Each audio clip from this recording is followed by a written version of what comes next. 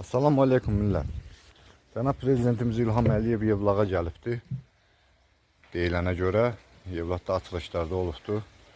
Yevlaqda su kanalizasiya sistemləri zadı hamısı güya ki bərpa olunubdu.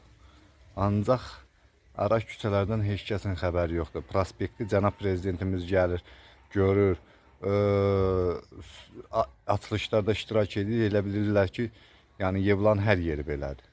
Yevlan hər yeri belə deyildi. Bu dəqiqə 4 nömrə məktəb tərəfinin kanalizasiya sistemidir. Nəbati küçəsi, Ceyhun Mustafayev küçəsi təzə ad verilibdir. Ceyhun Mustafayev şəhidimizin adını veriblər.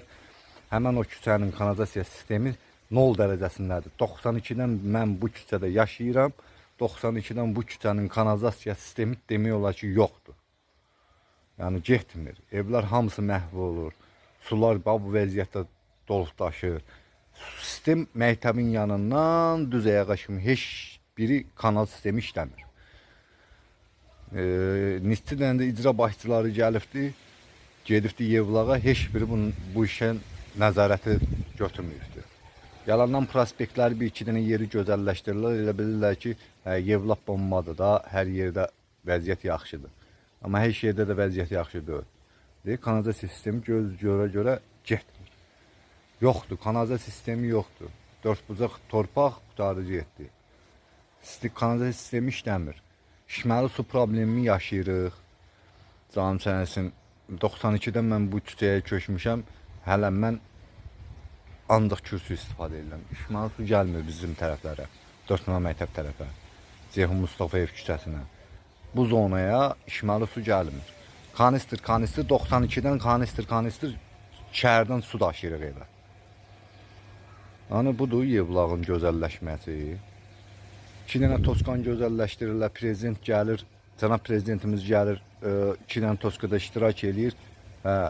Gölə gəlinən yerlərdir. Da fikirləşmirlər ki, bu ara küçələr hamısı bərbad günündədir. Yollarımız itabrındadır. Kanalizasiya sistemi yox, yolumuz itabrında, içməli sularımız gəlmir. İnsan kimi yaşayırıq, biz yoxsa bilmirəm. Yaq dədəm canamızdan qoyun kimi yaşayırıq.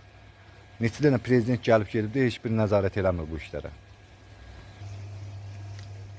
Bunu da çəkib işıqlandırmağımın səbəbi odur ki, şikayətə hara bildiririksə, şikayətə baxılmır. Yalandan adın qoyulur ki, həll olunacaq, amma heç nə də baxılıb eləmir.